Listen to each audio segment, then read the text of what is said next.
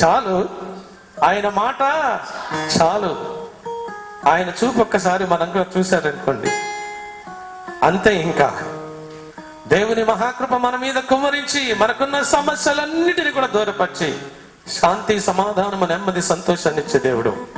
దేవునికి మహిమ కలుగును గాక. హల్లెలూయా. అలాంటి సంతోషము, ఆనందము నీకు, నాకు, మనందరికి ఇవ్వాలని దేవుడు సియోనులోనికి వచ్చి స్తుతుల సింహాసనం మీద ఆసీనుడిగా ఉండి మీరందరూ అలాంటి కృప పొందుకోవాలని చూస్తా ఉన్నాడు. కాబట్టి పోయిన వారములో వాక్య ధ్యానం చేయలేదు, అంత క్రితం వారములో ధ్యానం చేశాం. దేని గురించి ధ్యానం చేస్తున్నాం? మనము లోకములో ఉన్న వాటి గురించి ధ్యానం చేస్తున్నాం. ప్రియులారా, లోకములో ఉన్నది చదువుకున్నాం. లోకములో ఉన్నటువంటి 3 రకాలైనటువంటి అన్ని తెలుసుకున్నాం. ఒకటి శరీరాశ, రెండవది నేత్రాశ, మూడవది జీవపడంబం. ఈ మూడిటిని గురించి పరిశుద్ధాత్మ దేవుడు మనతో మాట్లాడాలని ఆశపడుచు మన మధ్యలోనికి వచ్చాడు. శరీరాశని గురించి మనం మాట్లాడాం. మూల పాఠంగా చదువుకుందాం. 1 యోహాను పత్రిక 2వ అధ్యాయం 15-16 వచనాలు చదివి ముందుకు వెళదాం. ఈ లోకమునైనను లోకములో ఉన్న వాటినైనను ప్రేమింపకుడి. ఎవడైనను లోకమును ప్రేమించిన ఎడల తండ్రి ప్రేమ వానిలో ఉండదు. లోకములో ఉన్నదంతయు అనగా శరీరాశ. లోకములో ఉన్నదంటే శరీరాశ. లోకములో ఉన్నదంతయు శరీరాశ. రెండవది నేత్రాశ. మూడవది జీవపు డంబము. మొదటి దాన్ని మనము కొన్ని వారాలు ధ్యానం చేశాము. ఈ దినము ప్రత్యేకముగా నేత్రాశ గురించి మాట్లాడబోతున్నాడు దేవుడు. అసలు నేత్రము ఎక్కడ, మనిషికి ఎక్కడ ఉంటుంది, అసలు నేత్రం అంటే ఏమిటి అనేది మనము తెలుసుకుందాం. ప్రియులారా, అసలు నేత్రాశ ఎప్పుడు కలిగింది, ఎప్పుడు వచ్చింది, ఈ నేత్రాశ ఉన్న వాళ్ళు ఏమేం చేస్తున్నారు అనేది ఈ దినమున మనం నేర్చుకుందాం. మన శరీర భాగం అంతటిలో కూడా శ్రేష్టమైనటువంటిది ఒకదాన్ని మనం తెలుసుకోవాలా. లూకాసు వార్త 11వ అధ్యాయము 34వ వచనం చదువుకుందాం. నీ దేహమునకు స్పష్టంగా చదవాలి ఈ వాక్యాన్ని. నీ దేహమునకు దీపము కన్నే గనుక నీ కన్నై ఉంటున్నది. దేవునికి మహిమ కలుగును గాక. హల్లెలూయా. మన దేహానికి దీపము ఏంటంట? కన్నట. మన దీపానికి, మన దేహానికి వెలుగు, మన దేహానికి వెలుగు, దీపము కన్నయ్యున్నదట. దేవునికి మహిమ కలుగును గాక. హల్లెలూయా. ఆ కండ్లు దేవుడు చూడడానికి ఇచ్చాడు. ఆ కండ్లతోనే ప్రతిదాన్ని దృష్టించడానికి ఇచ్చాడు. ఆ కండ్లతో చూసి హృదయం గ్రహించి ప్రతిదాన్ని కూడా చేయడానికి ఇచ్చాడు. కాబట్టి అక్కడ ఉంటుంది, నీ దేహమునకు దీపము నీ కన్నే గనుక నీ కన్ను తేటగా నుంటే, నీ కన్ను తేటగా ఉంటే నీ దేహమంతయు వెలుగుమయమయుండును. దేవునికి మహిమ కలుగును గాక. హల్లెలూయా. మన కన్ను ఎట్లా ఉండాలంట? తేటగా ఉండాలట. తేటగా ఉంటే మన దేహం అంతా కూడా వెలుగుమయంగా ఉంటుందట. ఒకవేళ మన కన్ను తేటగా లేకపోయినట్లయితే వెలుగుకి ఆపోజిట్ గా ఉండేది చీకటి. దేవునికి మహిమ కలుగును గాక. హల్లెలూయా. నీ కళ్ళు ఏ విధంగా ఉన్నాయి? తేటగా ఉన్నాయా, లేకుంటే చీకటిగా ఉన్నాయా? వెలుగుగా ఉన్నాయా, చీకటిగా ఉన్నాయా? అసలు ఈ వెలుగుగా చీకటిగా ఉండటానికి గల కారణం ఏంటి? అసలు ఎక్కడి నుండి ఈ కన్ను నేత్రాశ కలిగింది మానవునిలో? మానవునిలోనికి ఈ నేత్రాశ ఎక్కడి నుండి వచ్చింది, ఎందుకు వచ్చింది అనేది మనము ఆలోచన చేయాలి ప్రియులారా. అందుచేతనే ఇక్కడ దేవుని వాక్యములో ఈ లోక సంబంధమైనటువంటి దాన్ని దేవుడు చెప్పింది ఏంటంటే, ఒకటి శరీరాశ, రెండవది నేత్రాశ, మూడవది జీవపుడంబము. ఈ నేత్రాశ కలిగినటువంటిది ఏ విధంగా కలిగిందో, ఇది శరీరములో ప్రతి వారికి నేత్రాలు ఉన్నాయి కాబట్టి ఈ నేత్రము వెలుగుమయముగా ఉన్నట్లయితే నీ దేహం అంతా వెలుగుగానే ఉంటుందని దేవుని వాక్యములో చెప్పబడుతూ ఉంది పిల్లారా. అదే విధంగా మత్తయి సువార్త 6వ అధ్యాయంలో 22వ వచనంలో కూడా అదే మాట రాయబడి ఉంటుంది. చదువుకుందాం. దేహమునకు దీపము కన్నే గనుక, దేహమునకు దీపము కన్నే గనుక, కన్ను. దేవునికి మహిమ కలుగును గాక. దేహమునకు దీపం ఏంటంట? కన్ను. అందు గురించి యేసన్న గారు అంటాడు, నా దీపము ఏం చేశాడు? నా దీపము వెలిగించినావు, సుడిగాలిలోనైనా జడివానిలోనైనా ఆరిపోతులే నీవు వెలిగించిన ఈ దీపమని గొప్ప రచించి పాడినటువంటి దైవజనులు వింటున్నారు. దేవునికి మహిమ కలుగును గాక. హల్లెలూయా. దేహమునకు దీపమైనదట. అందుచేతనే ఇంకొక దగ్గర అంటారు సామెతలో, దేవుని ఆత్మ, యెహోవా ఆత్మ అక్కడ ఉంటుంది. యెహోవా ఆత్మ దీపమై నీ ఆ యొక్క శరీరమునకు దీపమైనది అంటుంది దేవుని ఆత్మ. చదువు అక్కడ. నరుని ఆత్మ యెహోవా పెట్టినటువంటి దీపమై ఉంటున్నది. దేవునికి మహిమ కలుగును గాక. హల్లెలూయా. నేత్రము కూడా శరీరమునకు దీపమై ఉంటున్నది, ఆత్మ కూడా దీపమై ఉంటున్నది. ఆ యొక్క దీపము నీ ఇంటిలో నువ్వు వెలిగించేదిగా ఉండాలి. ఒకవేళ చీకటిగా ఉన్నట్లయితే నీ దేహమంతా చీకటిగానే ఉంటుంది. ఒకవేళ ఆ వెలిగించే దీపము నువ్వు వెలిగించబడకపోయినట్లయితే, అందుచేతనే యేసయ్య అంటాడు, ఈ లోకమునకు నేను వెలుగయ్యున్నాను, అందరినీ వెలిగించడానికే నేను ఈ లోకములోనికి వచ్చానని దేవుని వాక్యములో స్పష్టంగా చెప్పబడింది ప్రియులారా. అందుచేతనే నీ దేహానికి నా దేహానికి కన్ను దీపమై ఉంటున్నది. దీపము లేనటువంటి ఇల్లు చీకటిగా ఉంటుంది. అందుచేతనే ఇంకొక చోట అంటాడు, దీపం ఉండగానే ఇల్లు చక్క పెట్టుకోమంటారు, దీపము లేని ఇల్లు దిక్కుమాలిన ఇల్లు అంటారు. దేవునికి మహిమ కలుగును గాక. హల్లెలూయా. నీ దేహములో ఉన్నటువంటి కన్ను వెలిగించబడినట్లయితే, దీపముగా ఉన్నట్లయితే, నువ్వు వెలిగించుకున్నట్లయితే నీ కుటుంబం అంతా కూడా వెలుగుమయముతో నింపబడుతుంది ప్రియులారా. నిజమే. ఈ దేహము ఎటువైపు చూసి వెలిగించాలా? ఎవరు వెలుగులో ఉండాలా? అసలు ఈ లోకము వైపు ఈ యొక్క నేత్రాశ అనేది ఎందుకు వచ్చిందనేది మనం చూద్దాం ప్రియులారా. చూడండి, ఆదికాండము 3వ అధ్యాయము. ఆ 3వ అధ్యాయము ఇక్కడ దేవునికిని సాతానికిని వైరం కలుగుతూ ఉంది. దేవునికిని సాతానికి వైరం కలుగుతుంది. ఒక మానవుడు ఉన్నాడు, మనకును సాతానికి వైరం కలుగుతుంది. మనని దేవుని ముందు ఉన్నాం మనం. దేవుని మాట వింటారా మీరు, లేక సాతాను మాట వింటారా? నువ్వు దేవుని మాట వినేవాడు అయితే నువ్వెవరి వైపు చూడాలా? పైన వైపు చూడాలా, పైనున్న వాటినే చూడాలా. ఒకవేళ నువ్వు సాతాను మాట వినేవాడు అయితే నువ్వు శరీరాశ నేత్రాశకు నువ్వు లోనైనటువంటి వాడివే. నేత్రాశ నిన్ను ఏ విధంగా తీసుకెళ్తుందంటే, ఏ విధంగా పాడు చేస్తుందంటే, దేవుని వాక్యం మనం ఆలోచన చేస్తున్నట్లయితే చూడండి, అసలు నేత్రాశ అనేటటువంటిది ఈ లోకములో ఎట్లా వచ్చింది మనం చూద్దాం. ఆదికాండము 3వ అధ్యాయము 6వ వచనములో చదువుకుందాం. స్త్రీ ఆ వృక్షము ఆహారమునకు మంచిదియు, కన్నులకు ఆ వృక్ష ఫలము ఆహారమునకు మంచిదియు, కన్నులకు అందమైనదియు, వివేకమిచ్చు రమ్యమైనదునై ఉండుట చూచినప్పుడు ఆమె దాని ఫలములను తీసుకొని తినేను. చాలు. ఆ కన్నులకు ఆహారముగా అక్కడ తోటలో నాటబడినటువంటిది. ఆ చెట్లు ఎన్నో ఉన్నాయి కానీ ప్రియులారా, ఆ తోటలో ఉన్నటువంటి మంచి చెడ్డలు తెలివితేటలనిచ్చేటటువంటి పండు చెట్టు ఒకటి ఆ తోటలో నాటినట్లుగా మనం చూస్తా ఉన్నాం ప్రియులారా. నిజమే, దేవుడు ఏం చెప్పాడంటే అవ్వతో, ఈ పండు తినిన దినమున నీవు నిశ్చయముగా చచ్చదవు అని చెప్పాడు. ఒకవేళ ఈ పండు తినినట్లయితే నీవు చావనే చావవు అని ఇక్కడ సాతాను చెప్తా ఉంది. ఈ ఇద్దరి మధ్యలో అవ్వ ఉంది ప్రియులారా. ఈ ఇద్దరి మధ్యలో ఎవరి మాట వినాలి అనేటటువంటిది ఇప్పుడు ఉన్నటువంటి మనకి లేఖన సత్యములో ఉన్నటువంటి మాట.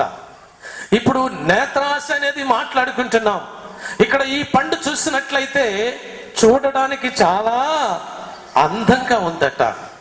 దేవునికి మహిమ కలుగును గాక. హల్లెలూయా. ఈ లోకములో ఉన్నదంతా కూడా చాలా అందంగా కనబడతా ఉంటుంది. మనుషులు చాలా అందంగా కనబడతా ఉంటారు ప్రియులారా. కానీ నీ లోకం వైపు, లోకాశల వైపు చూసినట్లయితే అవన్నీ కూడా ఒక దినాన నీవు నశించిపోతాయని దేవుని వాక్యం చెప్పబడుతుంది. లోకమైనను, లోకములో ఉన్నదానినైనను నువ్వు ప్రేమించిన ఎడల లోకములో ఉన్నదంతయు నేత్రాశ, శరీరాశ, నేత్రాశ, జీవపుడంబం అని చెప్తా ఉన్నాడు ప్రియులారా. ఈ శరీరాశ మనం మాట్లాడుకున్నాం. ఈ శరీరాశ కూడా ఎప్పుడొచ్చిందంటే, ఎప్పుడైతే తినవద్దన్న పండు తిన్నారో వారికి ఏ ఆశ వచ్చింది? శరీరాశ వచ్చింది. అప్పుడే ఆ పండును చూసినప్పుడు అది అందంగా ఉంది, అది సుందరంగా ఉంది, లేదు మీరు సావనే చావరు అని అక్కడ సాతానుడు చెప్తా ఉన్నాడు ప్రియులారా. మీరు చావనే చావరు, మీరు చావనే చావరు అంటే చూడండి, ఇక్కడ దేవుని వాక్యములో చూసినట్లయితే 3వ అధ్యాయంలో ఉంటుంది ఆ మాట. చదువుకుందాం. 3:3 ఆదికాండము. అయితే తోట మధ్యనున్న చెట్టు ఫలములను గూర్చి దేవుడు మీరు చావకుండునట్లు వాటిని తినకూడదని వాటిని ముట్టకూడదని చెప్పెనని సర్పముతో అనెను. అందుకు సర్పం అంటుంది, దేవుడు అంటున్నాడు వీటిని మీరు తినకూడదు, వీటిని ముట్టనే కూడదు, వీరిని తినకూడదు, ముట్టకూడదని దేవుడు ఆజ్ఞాపిస్తున్నాడు. సాతాన్ అంటుంది మీరు చావనే చావరు, వీటిని తినవచ్చు, వీరిని ముట్టి తీసుకొని వచ్చు అంటున్నాడు. ఆ పండ్లు చూసినట్లయితే ఏ విధంగా కనబడుతున్నాయట? ఏ విధంగా కనబడుతున్నాయట? చూసినట్లయితే కన్నులకు అందమైనదియు వివేకమిచ్చు రమ్యమైనదియు. ఈ లోకములో అది తిన్న తర్వాత అవ్వకు, ఆదాముకు ఏం కనబడ్డాయి అంటే, ఈ లోకములో కన్నులకు అందమైనవి కనబడుతున్నాయంట, సౌందర్యమైనటువంటివి కనబడుతుందంట, విచిత్రమైనటువంటివి కనబడుతుందంట. ఎవరి మాట విన్నారు వీళ్ళు? సాతాను మాట విన్నారు. సాతాను మాట విన్నారు కాబట్టి ఈ లోకములో ఉన్నదంతా కూడా నేత్రాశ, శరీరాశ, నేత్రాశ, జీవపుడంబం గనక వీరు ఏదో అని తోటలో ఉన్నంత కాలము కూడా వారికి అది లేదు కనుక ఎప్పుడైతే తినవద్దన్న పండు తిన్నారో ఆ తినిన దినము నుండి వారికి ఏ కలిగింది? శరీరాశ, నేత్రాశ, జీవపుడంబము కలిగింది ప్రియులారా. దేవునికి మహిమ కలుగును గాక. హల్లెలూయా. ఈ నేత్రాశ అనేటటువంటిది బహు భయంకరమైనటువంటిది. ఎప్పుడైతే సాతానుడు మాట వినారో, ఎప్పుడైతే సాతాను చేయమన్నట్లుగా చేశారో వీరికి నేత్రాశ కలిగింది వెంటనే. నిజమే ప్రియులారా, ఈ లోకములో మనకి దేవుడు చెప్తున్నాడు, ఇదిగో నువ్వు దేవుని మాట వింటావా లేకుంటే సాతానుడి మాట వింటావా? నువ్వు సాతానుడి మాట విన్నట్లయితే నువ్వు ఎవని కుమారుడివి? సాతాను బిడ్డలై ఉంటున్నారు. సాతాను బిడ్డలైనటువంటి వారు వారికి ఇష్టమైనట్టుగా చేయవచ్చు, వారికి ఇష్టమైనట్లుగా చూడవచ్చు, వారికి ఇష్టమైనటువంటిదిగా చేయవచ్చు. చివరికి అది నిన్ను తీసుకుని వెళ్ళేది నాశనమై ఉంటుంది పిల్లారా. దేవునికి మహిమ కలుగును గాక. హల్లెలూయా, హల్లెలూయా. ఇక్కడ దేవుని వాక్యములో చూసినట్లయితే యోహాను సువార్త 8వ అధ్యాయం 44వ వచనంలో ఒక మాట ఉంటుంది, చూద్దాం. మీరు మీ తండ్రి యగు అపవాది సంబంధులు ఎప్పుడైపోయారు? అపవాది సంబంధులు ఎప్పుడయ్యారు? సాతాను మాట విన్నప్పుడు. అపవాదు సంబంధులకు ఉన్నటువంటిది ఆశ ఏంటంటే శరీరాశ, నేత్రాశ, జీవపుడంబము. అది ఏది చేసినప్పటికీ అది తప్పు కాదని సాతాను చెప్పేటటువంటి మాటలు. దేవుడు అంటున్నాడు నిశ్చయముగా ఇదిగో శరీరాశ, నేత్రాశ, జీవపుడంబము నీలో ఉన్నట్లయితే నిశ్చయముగా నీవు చచ్చదవు అని చెప్తా ఉన్నాడు ప్రియులారా. కానీ దేవుని మాటలు వినకుండగా, దేవుని ఆజ్ఞలు అనుసరించకుండా ఉండటం మూలాన వారు దీనికి లోనైనట్టుగా కనబడతా ఉంది ప్రియులారా. ఎవరికి లోనయ్యారంటే సాతానుడికి లోనయ్యారు. ఈ లోకములో ఉన్నటువంటి మనల్ని కూడా దేవుడు మాట్లాడుతూ ఉన్నాడు.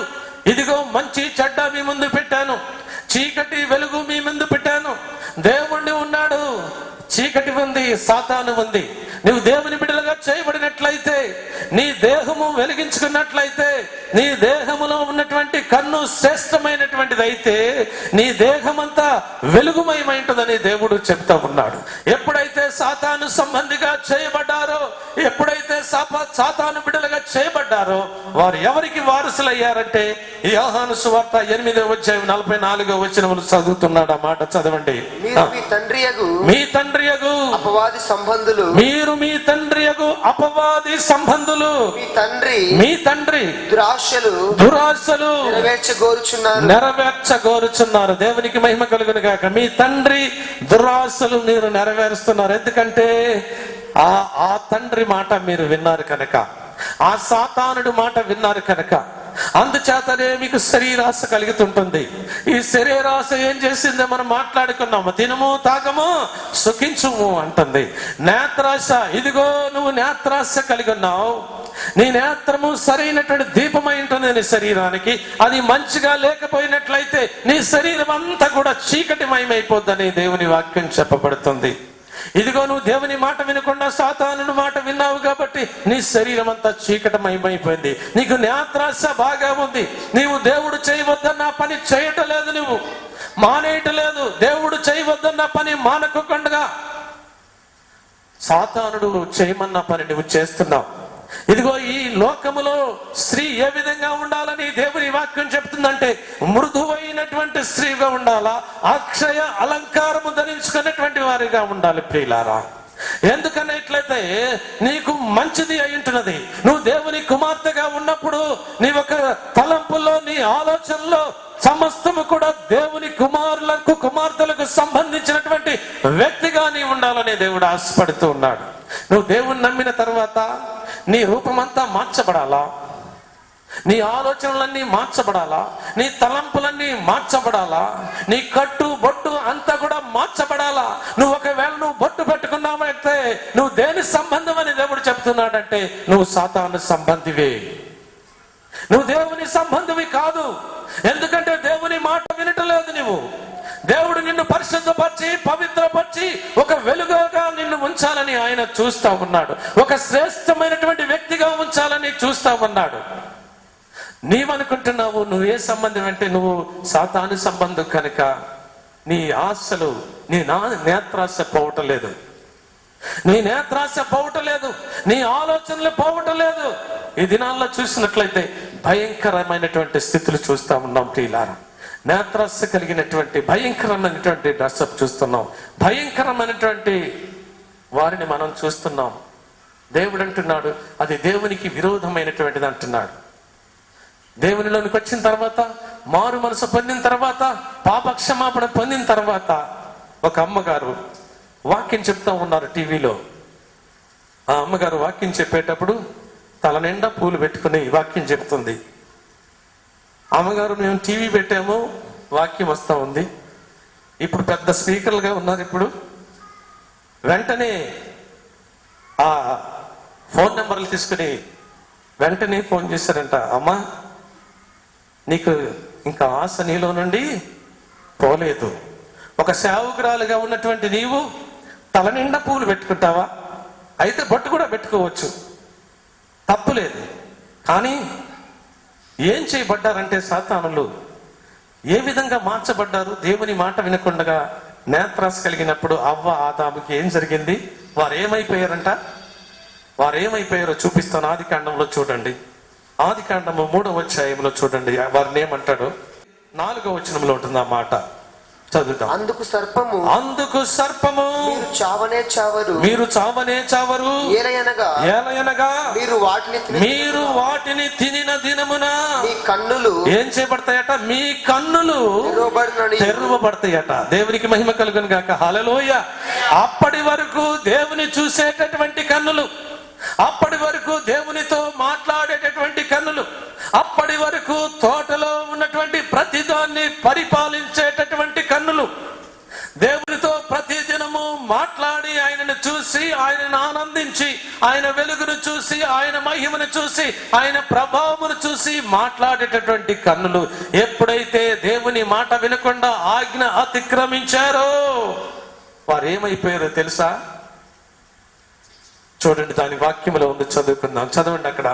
కన్నులు తెరవబడిననియు మీరు మంచి చెడ్డలను ఎరిగిన వారై దేవతల వలె ఎట్లా ఉంటారంట?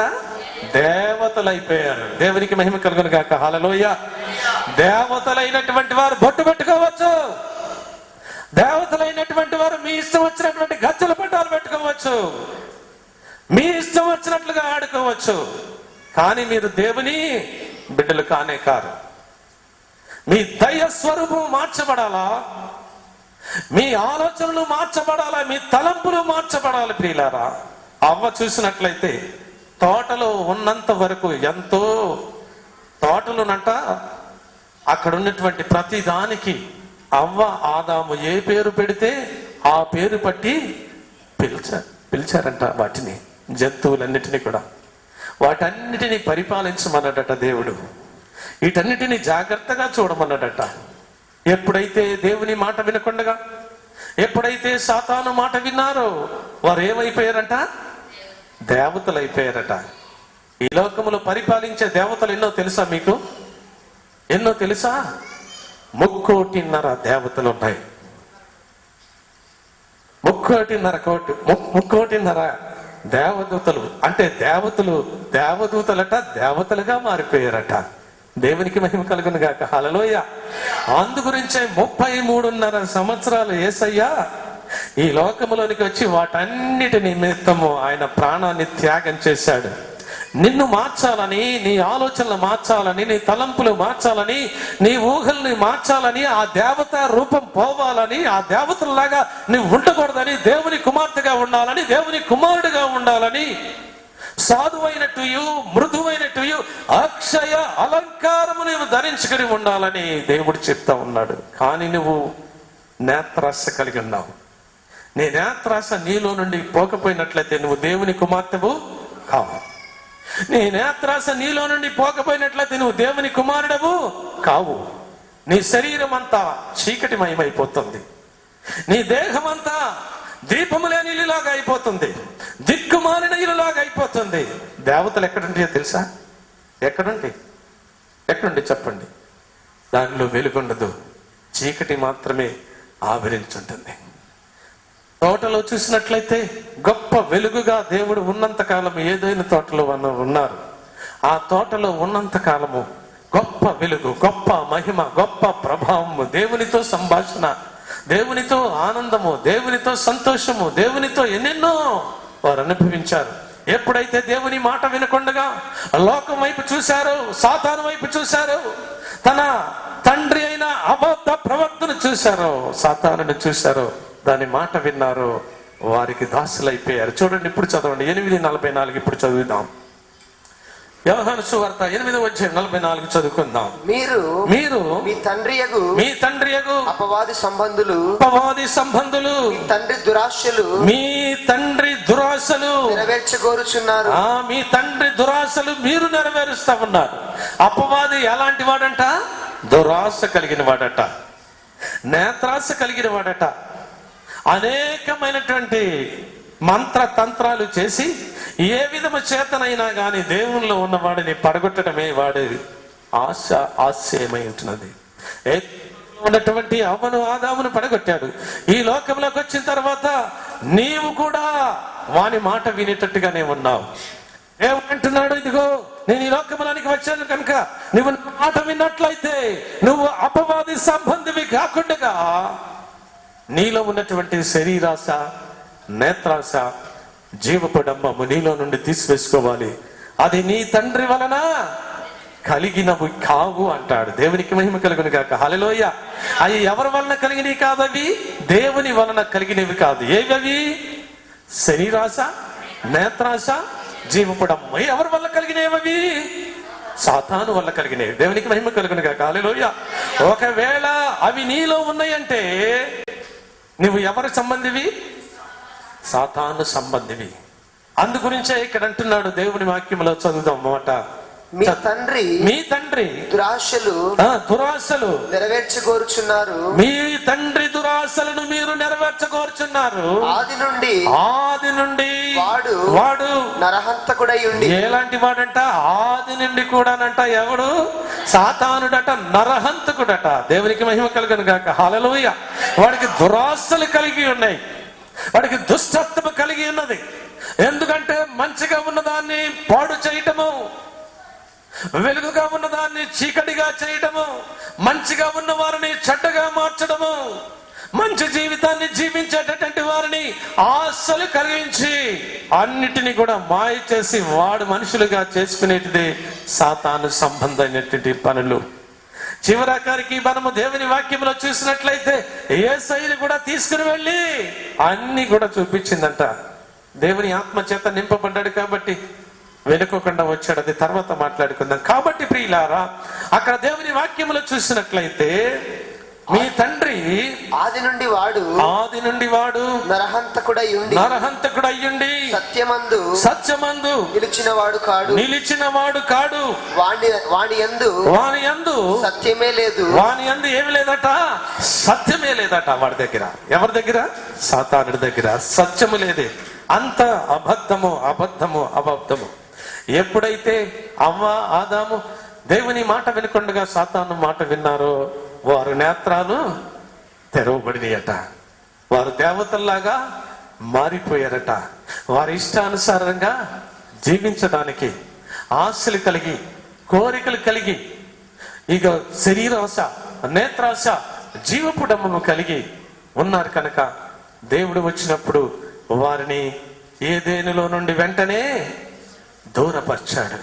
దేవునికి మహిమ కలుగును గాక. హల్లెలూయా.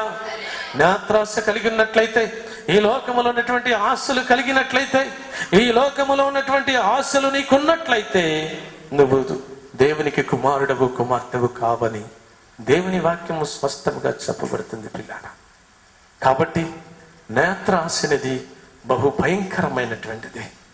నేత్రాశ అనేటువంటిది బహు భయంకరమైనటువంటిది. దేవుని కూడా, యేసయ్యను కూడా ఏ లోకంలోనికి వచ్చిన తర్వాత తీసుకుని వెళ్ళి చూపించాడంట. మత్తయి సువార్త 4:8 వచనంలో ఉంటుంది. ఆ మాట చదువుకుందాం. మరలా అపవాది మిగుల ఎత్తైన ఒక కొండ మీదికి ఆయనను తోడుకొని ఎవరిని తీసుకెళ్ళినట్ట? యేసయ్యను తీసుకెళ్ళిందట. మిగుల ఎత్తైన కొండ మీదకి తీసుకుని వెళ్ళి ఈ లోక రాజ్యములన్నీ వాటి మహిమను ఆయనకు చూపి దానికి చూపించారంట. ఎవరు చూపించారు చెప్పండి? సాతాను. ఎవరికి చూపించాడు? యేసయ్యకు చూపించాడు. దేవునికి మహిమ కలుగును గాక. హల్లెలూయా. ఒకవేళ యేసయ్యకు చూపించి ఏమన్నాడో తెలుసా? అక్కడ ఇదిగో ఈ లోక రాజ్యాలన్నీ కూడా నావే చూపించాడు. దేవునికి నీకు కూడా చూపిస్తున్నాడు, మనందరికి చూపిస్తున్నాడు. ఈ లోకంలో ఉన్నదంతా ఇదిగో, నువ్వు తాగు, తిను, సుఖించు, బొట్టు పెట్టుకో, సినిమాకి వెళ్ళు, షికారు చేయి, అబద్ధాలాడు, మోసం చేయి, దొంగతనం చేయి, ఇంకా ఇష్టం వచ్చినట్టు అన్ని చేయి. కానీ అవన్నీ కూడా తండ్రి వలన పుట్టినవి కాదు. ఒకవేళ అవి నీలో ఉన్నట్లయితే అవి నీ తండ్రి అయిన సాతాను సంబంధించినటువంటివి. నువ్వు ఏ విధంగా ఉన్నావు సహోదరుడా, సహోదరి? ఈరోజు మాట్లాడుతున్నాడు దేవుడు. నువ్వు మార్చబడ్డావా? నువ్వు దేవుని కుమారుడుగా చేయబడ్డావా? దేవుని మాట వింటావు. ఒకవేళ దేవుని కుమారుడుగా చేయబడబడినట్లయితే ఇదిగో లోకములో ఉన్నటువంటి సాతానుడు మాట వింటావు. ఈ లోకములో ఉన్నదంతయు శరీరాశ, నేత్రాశ, జీవపుడంబమే. లోకములో ఉన్నదంతా చూపిస్తా ఉంది నీకు. ఈ లోకములో ఉన్నటువంటి రంగులన్నీ చూపిస్తా ఉంది. ఈ లోకములో ఉన్నటువంటి తన మహిమంతా, ఆశ్చర్య కార్యాలన్నీ చూపిస్తా ఉంది సాతాను. నువ్వు ఏదన్నా చెయ్యొచ్చు. నువ్వు సినిమాకి వెళ్ళొచ్చు, షికారుకి వెళ్ళొచ్చు, నువ్వు బొట్టు పెట్టుకోవచ్చు, నువ్వు షికారులు చేయొచ్చు, ఏదన్నా చెయ్యొచ్చు. కానీ నువ్వు దేవతా రూపములో నుండి నువ్వు మార్చబడలేదు. నువ్వన్నీ చేస్తున్నావంటే నీకు ఒక దేవతా రూపము అలనాడు వచ్చినటువంటిదే, అవ్వ ఆదాముకి ఇచ్చినటువంటి దేవతా రూపమే నీలో ఉంది. కానీ నీలో అనువైనటువంటి ప్రవర్తన దేవునికి కలిగినటువంటిది నీలో కలగలేదు. నువ్వు మార్చబడలేదు. నువ్వు మార్పు లేనటువంటి వ్యక్తిగా ఉంటున్నావు. ఈ లోకం వైపు చూసే వ్యక్తిగా ఉంటున్నావు. ఈ లోక ఆశల చూసే వ్యక్తిగా ఉంటున్నావు. అది తండ్రి వలన కలిగినయే కాదని దేవుడు చెప్తా ఉన్నాడు. ప్రియులారా, ఇక్కడ చూసినట్లయితే యేసయ్యను ఎత్తయ్యకుండా మీదకి వెళ్ళింది సాతానుడు. తీసుకెళ్లి ఈ లోక రాజ్యాలన్నింటినీ కూడా ఎంతసేపులో చూపించిందంట? ఒక నిమిషములో రెప్పపాటున చూపించిందంట. అక్కడ ఉంది దేవుని వాక్యంలో, చదువుదాం. ఈ లోక రాజ్యములన్నిటినీ వాటి మహిమను ఆయనకు చూపి నీవు సాగిలపడి నాకు నమస్కారం చేస్తే చాలు, నువ్వేం చెయ్యి అవసరం లేదు. సాతానుడు అంటున్నాడు దేవునితో, నువ్వు సాగిలపడి ఒక్కసారి నమస్కారం చేస్తే చాలు. ఏమిస్తానంటున్నాడు? ఒక్కసారి నమస్కారం చేస్తే ఏమిస్తానంటున్నాడు? వీటన్నిటిని కాదు, ముందు చదువు ఏమున్నాయి అక్కడ? నమస్కారము చేసిన ఎడల వీటన్నిటిని ఇచ్చదనని ఆయనతో చెప్పగా యేసు వాటితో సాతానా పొమ్ము ప్రభువైన నీ దేవుడు. చాలు, ఇక్కడ చూసినట్లయితే ఈ లోక రాజ్యాలన్నిటిని కూడా చూపించాడు దేవుడు. ఒక్కసారి నాకు మొక్కితే చాలు, ఈ లోక రాజ్యాలన్నీ, దాని వైభవాలన్నీ నీకు ఇస్తానంటున్నాడు. తన వైభవాలన్నీ నీకు ఇస్తానంటున్నాడు. దేవునికి మహిమ కలుగును గాక. హల్లెలూయా. ఈ లోకములో చూసినట్లయితే ఈ లోక వైభవము ఈ లోక వైభవం ఎంతకాలమో తెలుసా? క్షణకాలం. ఇంతలో కనబడి అంతలో మాయమైపోయే ఆవిరి లాంటిది అయ్యుంటున్నది. అలాంటి ఆవిరి అయినటువంటి లోక వైభవాలన్నిటిని కూడా చూపిస్తా ఉన్నాడు. చూసినట్లయితే ప్రియులారా, సాతానుడు ఎప్పటి నుండి వచ్చింది నేత్రాశ? ఎప్పటి నుండి వచ్చింది? ఎప్పుడైతే ఆదాం అవ్వ తినవద్దన్న పండు తిన్నదో, అది చూచుటకు ఎట్లా ఉందంట? అందముగా ఉన్నదట. చూడండి, దాన్ని చూచుటకు ఆ ఫలము ఆహారమునకు మంచిదియు, కన్నులకు అందమైనదియు, వివేకమిచ్చు రమ్యమైనదియు. చూచినప్పుడు అందంగా ఉన్నదాన్ని చూస్తున్నాం, సౌందర్యంగా ఉన్నదాన్ని చూస్తున్నాం. బైబిల్లో ఏముంది? అందము మోసకరము, సౌందర్యము వ్యర్థం అంటున్నాడు. దేవునికి మహిమ కలుగును గాక. హల్లెలూయా. అట్లని అందంగా ఉండొద్దు అంటున్నాడా దేవుడు? అట్లని సౌందర్యంగా ఉండొద్దు అంటున్నాడా? కాదు ప్రియులారా, దేవుని కుమారులుగా, దేవుని కుమార్తెలుగా మీరు ఉన్నట్లయితే, దేవుని బిడ్డలుగా ఉన్నట్లయితే, దేవుని మహిమను నీవు కలిగి ఉన్నట్లయితే, ఆ అందము, ఆ సౌందర్యము వేరయ్యున్నది. నువ్వు సాతాను సంబంధమైనట్లయితే నీ అందము, నీ సౌందర్యము వేరేగా ఉంటుంది, వ్యత్యాసము కలిగి ఉంటుంది. సాతాను సంబంధమైనటువంటి అందము అది చీకటి మహిమ లాంటిది ప్రియులారా. దేవుని సంబంధమైనటువంటివి అందము అది గొప్ప వెలుగుతో నింపబడినటువంటిది. దేవుడు అంటున్నాడు, ఈ దినాన్న నీకేం కావాలంటున్నాడు, నువ్వేం కోరుకుంటున్నావు అంటున్నాడు. నీ తండ్రి ఎలాంటి వాడంట? అబద్ధములకు జనకుడట. అంతే, జనకుడు అంటే తండ్రి అన్నమాట అర్థం. మీరు ఎవరికి దాసులుగా ఉన్నారు? జనకుడికి దాసులుగా ఉన్నారా? సర్వ సృష్టికర్త అయిన దేవాది దేవుడికి దాసులుగా ఉన్నారా? ఎవరి కుమారులుగా ఉన్నారు? ఎవరి కుమార్తెలుగా ఉన్నారు? ఒకవేళ దేవునికి దాసులుగా ఉన్నట్లయితే నువ్వు దేన్ని చూడాలా? కొలెసీలకు రాసిన పత్రిక 3వ అధ్యాయం 1వ వచనంలో ఉంటుంది ఆ మాట. మీరు క్రీస్తుతో కూడా లేపబడిన వారైతే పైనున్న వాటిని వెతకుడి. దేనిని వెతకాలంట? పైనున్న వాటిని వెతకుడి. అక్కడ క్రీస్తు దేవుని కుడి పార్శ్వమున కూర్చుండి ఉన్నాడు. పైనున్న వాటి మీదనే కానీ భూ సంబంధమైన వాటి మీద మనసు పెట్టకూడదు, నీ దృష్టి ఉండకూడదు. దేవునికి మహిమ కలుగును గాక. హల్లెలూయా. భూ సంబంధమైనటువంటి ఏంటి అంట? శరీరాశ, నేత్రాశ, జీవపుడంబము. పైనున్నవి ఏంటివి? తండ్రికి సంబంధించినటువంటివి. నువ్వు క్రీస్తులో లేపబడిన వారవైతే, నువ్వు క్రీస్తు కుమారుడు అయినట్లయితే, నువ్వు క్రీస్తు కుమార్తె అయినట్లయితే, నువ్వు దేవుని బిడ్డవైనట్లయితే, దేవుని కుమార్తె అయినట్లయితే పైనున్న వాటిని వెతకాల. ఇదిగో లోకములో ఉన్నదంతా శరీరాశ, నేత్రాశ, జీవపుడంబము. అది దేవుని వలన కలిగినది కాదు. శరీరాశ, నేత్రాశ, తాగుడు, మోసము, తిరుగుబోతుతనము, తిట్టిబోతుతనము, రకరకాలైనటువంటి దురలవాట్లు ఈ లోకములో. అవన్నీ ఏ ఆశనగా? శరీరాశ, నేత్రాశ అంటున్నది. అది మీలో ఉండకూడదు. అది దేవుని బిడ్డలలో ఉండకూడదు, అది దేవుని కుమార్తెలలో దేవుని కుమారులలో ఉండకూడదని దేవుడు స్పష్టంగా చెప్తా ఉన్నాడు. ప్రియులారా, ఎప్పటి నుండి వచ్చింది ఇది? అనాది కాలము నుండే మనకి వచ్చింది నేత్రాశ. కాబట్టి నేత్రాశ చూసినట్లయితే, ఇక్కడ చూసినట్లయితే చూడండి, దేవుని వాక్యములో చూసినట్లయితే 119వ కీర్తన 37వ వచనములో అంటాడు, చూద్దాం. వ్యర్థమైన వాటిని చూడకుండా నా కన్నులు త్రిప్పివేయుము. నీ మార్గములలో నడుచుకొనుటకు నన్ను బ్రతికించుము. దేవునికి మహిమ కలుగును గాక. హల్లెలూయా. ఏం చూడకూడదట? వ్యర్థమైనటువంటి వాటిని చూడకూడదు. వ్యర్థమైనటువంటి వాటిని నువ్వు చూసినట్లయితే నువ్వేమైపోతావు? వ్యర్థుడు అయిపోతావు. ఓ వ్యర్థుడా అని పిలుస్తాడు నిన్ను, ఓ వ్యర్థురాలా అని పిలుస్తాడు. కాబట్టి నీ దేహానికి ముఖ్యమైనటువంటిది కన్ను అయ్యుంటున్నది. అది నీ దేహానికి దీపమై ఉంటున్నది. ఆ దీపము వెలిగించుకోవాలంటే దేవుని ఆత్మ నీలోనికి రావాలా. దేవుని ఆత్మ నీలోనికి వచ్చినట్లయితే నీకేముండదంటే నేత్రాశ నీకు ఉండదు. నువ్వు మృదువైనటువంటిగా అక్షయ అలంకారమును ధరించుకొని సాధువైనటువంటి స్త్రీగా ఉంటావు, సాధువైనటువంటి కుమారుడిగా ఉంటావు. ఈ లోకములో లోకమునైనను ప్రేమించిన ఎడలా వారు లోకములో ఉన్నదానైనను ప్రేమించిన ఎడలా మీరు అక్కడ ప్రేమ వాడిలో ఉండదు.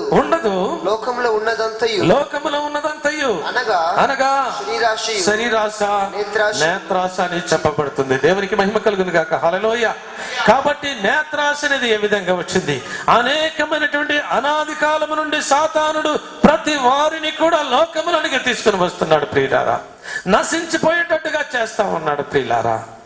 కాబట్టి ఇక్కడ దేవుని వాక్యంలో చూసినట్లయితే అక్కడ వ్యర్థమైన దానిని నేను చూడకుండా నా కన్నులను త్రిప్పివేయమని మన పితృడైనటువంటి దావీదు మహారాజు చూస్తున్నాడు. వ్యర్థమైనటువంటి దాన్ని చూస్తే ఏం జరుగుతుంది? వ్యర్థమైనటువంటి దాన్ని చూస్తే తనకొచ్చిన నష్టం ఏంటి?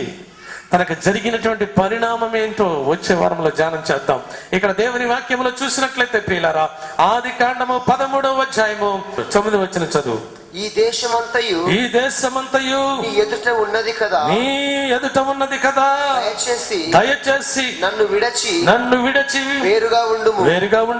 నీవు ఎడమ తట్టునకు వెళ్ళిన ఎడలా నేను కుడి తట్టునకును, నీవు కుడి తట్టునకు వెళ్ళిన ఎడలా నేను ఎడతట్టునకును వెళ్ళుదునని లోతుతో చెప్పగా, లోతు తన కన్నులెత్తి యోర్దాను ప్రాంతమంతటిని చూచెను. దేవునికి మహిమ కలుగును గాక. హల్లెలూయా. లోతుకు చెప్పాడు. ఎవరు చెప్పారు? అబ్రహాము చెప్పాడు. ఎందుకు వచ్చింది వీరిద్దరికి గొడవ? వారి పనివారు వీళ్ళ పనివారు గొడవ పెట్టుకుంటున్నారు. అంటే అందులో దేవుని బిడ్డలు ఉన్నవారు, సాతాను బిడ్డలు అన్నాడు. వీరిద్దరు పనివారు గొడవ పెట్టుకుంటే ఈ గొడవ అంతా ఎందుకు? నువ్వు ఎటువైపు నీకు బాగా ఉంటే, ఎటువైపు నువ్వు చూస్తావో, ఎటువైపు నీకు మంచిదనిపిస్తావో, ఇదిగో మనం ముందు ఉంచిన ఈ ప్రాంతానంతటినీ కూడా చూడు. ఈ ప్రాంతం అంతటిలో కూడా నీకు ఏది మంచిగా ఉంటే దాన్ని చూసుకోమని అబ్రహాము లోతుతో చెప్పినట్లుగా చూస్తూ ఉన్నాం ప్రియులారా. ఇక్కడ చూసినట్లయితే 7వ వచనములో చూడండి, ఆ మాట ఉంటుంది. అప్పుడు అబ్రహాము పశువుల కాపరులను లోతు పశువుల కాపరులను కలహము పుట్టెను. ఆ కాలమందు పెరజీలు ఆ దేశములో కాపరముండరి. కాబట్టి అబ్రహాము మనము బంధువులము కనుక నాకును నీకును నా పశువుల కాపరులకును నీ పశువుల కాపరులకును కలహముండకూడదు. ఈ దేశమంతయు నీ ఎదుట నున్నది కదా, దయచేసి నన్ను విడిచి వేరుగా ఉండుము. నీవు ఎడమ తట్టునకు వెళ్ళిన ఎడలా నేను కుడి తట్టునకును వెళ్ళదనని అక్కడ అబ్రహాము లోతుతో చెప్పాడు. లోతు ఏం చూశాడంట? కన్నులు పెట్టి అంతటిని కూడా చూశాడట. దేవునికి మహిమ కలుగును గాక. హల్లెలూయా. దేవుడు కూడా లోతుకి మంచి చెడ్డ అనేది రెండు కూడా తన ఎదురుగా పెట్టాడు లోతుకి. ఇదిగో మంచి అటువైపునుంది, చెడ్డ వైపున ఇటువైపునుంది. నువ్వు మంచివాడవైతే ఏ తట్టు కోరుకుంటావు, నువ్వు చెడ్డవాడవైతే ఏ తట్టు కోరుకుంటావు? ఇదిగో నీ ఇష్టం అని చెప్తా ఉన్నాడు దేవుడు. ఆ ప్రశ్నే నీకు కూడా వేస్తున్నాడు. ఇదిగో నువ్వు దేవుని బిడ్డగా చేయబడినట్లయితే నువ్వు శ్రేష్టమైనటువంటి వ్యక్తిగా ఉండాలా, లేక నువ్వు అపవాది సంబంధం అయితే నీ ఇష్టం వచ్చినట్లుగా నేత్రాశ కలిగి నువ్వు ఎక్కడ చూస్తే అక్కడికి వెళ్ళు అంటున్నాడు. నువ్వు దేని మీద ఆశపడి గురి కలిగి ఉన్నావు? నువ్వు ఏ ఆలోచన కలిగి ఉన్నావు? ఈ లోకములో ఉన్న ఆలోచన కలిగి ఉన్నావా, లేకుంటే దేవుని సంబంధిగా, దేవుని కుమారుడిగా, దేవుని కుమార్తెగా చేయబడి ఆయన పైనున్న వాటిని నువ్వు చూస్తున్నావా? నువ్వు పరలోక సంబంధమైన వాటిని చూస్తున్నావా, ఈ భూ సంబంధమైన వాటిని చూస్తున్నావా? నువ్వు ఏ ఆశ కలిగి ఉన్నావు? శరీరాశ కలిగి ఉన్నావా, నేత్రాశ కలిగి ఉన్నావా, జీవపుడమ్మం కలిగి ఉన్నావా? అది దేవుని వలన, తండ్రి వలన కలిగినవి కాదు అని నీకు పదే పదే హెచ్చరిక చేస్తున్న దేవుడు ఈ పరిశుద్ధ దినములో మనందరితో మాట్లాడుతూ ఉన్నాడు ఆయన. ఇదిగో లోకమునైనను, లోకములో ఉన్నదాన్నైనను నీవు ఆశించకు, ప్రేమించకు, అది తండ్రి వలన కలిగినది కాదని చెప్తున్నాడు. అబ్రహాము కూడా లోతుకు చెప్తున్నాడు, అబ్రహామా, లోత, ఇదిగో ఈ ప్రాంతం అంతా ఉంది, నీ ముందు ఉంది, మన నీటి ఎదుట ఉంది, ఏది కోరుకుంటావు కోరుకోమంటే అప్పుడు ఏం కోరుకున్నాడు? 10వ వచనంలో, లోతు కన్నులెత్తి యోర్దాను ప్రాంతం అంతటిని చూచెను, యెహోవా సొదొమ గొమొర్రా అను పట్టణములను నాశనము చేయక మునుపు సోయరుకు వచ్చు వరకు అదంతయు యెహోవా తోటవలే, ఐగుప్తు దేశము వలెను, నీళ్లు పారు దేశము వలెను ఉండెను. దేవునికి మహిమ కలుగును గాక. హల్లెలూయా, హల్లెలూయా. కన్నులకు చాలా అందంగా కనబడిందంట. ఎవరికి కనబడింది? లోతుకి కనబడింది. చాలా ఎట్లా కనబడిందంట? లోతుకి ఎట్లా కనబడిందంట? ఏదేను తోటలాగా కనపడిందంట. ఏదేను చెట్టు ఎట్లుంటుందో తెలుసా? చాలా అందంగా ఉంటుంది. తోటలో ఎవరుంటారు? దేవుని బిడ్డలు ఉంటారు. దేవుని బిడ్డలు కానటువంటి వారిని దానిలో దేవుడు ఉంచలేదు ప్రియులారా. ఎందుకనగా వారు నేత్రాశ కలిగినటువంటి వారి కనుక. ఈ లోతు కూడా చూడడానికి చాలా సుందరం కనపడింది. ఏది కనపడిందంట? యోర్దాను ప్రాంతం అంతా. ఒక పాట ఉంది, యోర్దాను నదిని భ్రమించకు మనస అని పాటల పుస్తకంలో ఉంటుంది ఒక పాట. యోర్దాను నదినట భ్రమించకూడదట. యోర్దాను నదిలోనంట భయంకరమైనటువంటి పాపము, శాపము అవన్నీ కూడా ఉన్నాయట.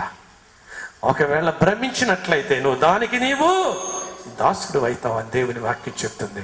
కాబట్టి ప్రియులారా, లోతు ఏం చేశాడో, ఏం జరిగిందో వచ్చే వారం ధ్యానం చేసుకుందాం. దేవుడి కొద్ది మాటలు దీవించి ఆస్వాదించును గాక. ప్రార్థన చేసుకుందాం. తలలు వంచి ప్రార్థన చేసుకుందాం. పరిశుద్ధుడైన తండ్రి, జీవము కలిగిన మా యేసయ్య, నీ గణపాదములకు వందనాలు, స్తుతులు, స్తోత్రాలు. ఒకప్పుడు అవ్వ, ఆదాము, ప్రభా తోటలో ఉన్నటువంటి ఆ పండుకు తినవద్దన్న పండును తిని అది ఎంతో కనులకు సుందరముగా కనపడినప్పుడు దాన్ని తిని ప్రవ్వా నీ వెలుగును నీ మహిమను పోగొట్టుకొని లోకములో ఉన్నదాని సంబంధులుగా చేయబడ్డారు ప్రభా, నీ స్తోత్రం. అప్పుడే శరీరాశ, నేత్రాశ, జీవపు డంబము వారిలోకి వచ్చింది. ఆ ఒక్క ఆది మానవుని ద్వారా ఈ లోకమంతటికి అది సంప్రాప్తించింది కనుక వాటన్నిటి నుండి విడిపించడానికి దేవాది దేవుడుగా దివి నుండి భూమికి దిగివచ్చి ప్రభువా అపవాది తంత్రాలన్నిటినీ కూడా నాయన సన్మూలంగా నాశనం చేసి పాదముల కింద చితక దొక్కి మరలా పోగొట్టుకున్నటువంటి మహిమను, వెలుగును ఆయన చూడటానికి మనుషులందరికీ కృపను ఇవ్వాలని ఆశపడుచున్న దేవా, నీ గొప్ప నామానికి వందనాలు. ఇది నాన్న ప్రత్యేకంగా నేత్రాశ గురించి నాతో మాతో మాట్లాడినట్టు దేవుడవు. ఈ లోకములో ఉన్నదంతా శరీరాశ, నేత్రాశ, జీవపు డబ్బమని పలికిన మాటల కొరకు స్తోత్రాలు చెల్లిస్తూ, ఈ లోకమునైనను లోకములో ఉన్నదాన్నైనను ప్రేమించొద్దు, తన ఆశ కలిగి ఉండొద్దని పరిశుద్ధాత్మ దేవ నాతో మాట్లాడినందుకు స్తోత్రం. ఇక్కడ కూర్చున్న మా ప్రియులందరితో కూడా నీ కుమార్తెలతో, నీ కుమారులతో మాట్లాడినందుకు స్తోత్రం. అవును ప్రభా, అశాశ్వతమైనటువంటి దానిలో మేముంటున్నాం ప్రభా. ఇది అశాశ్వతమైనటువంటి లోకం ప్రభా. ఈ లోకాన్ని మేము నేత్రాశ కలిగినట్లయితే నీ వారము కాదు నాయన. నీకు స్తోత్రం. నీ బిడ్డలు కాదు, మీ స్వకీయులను కాదు నాయన.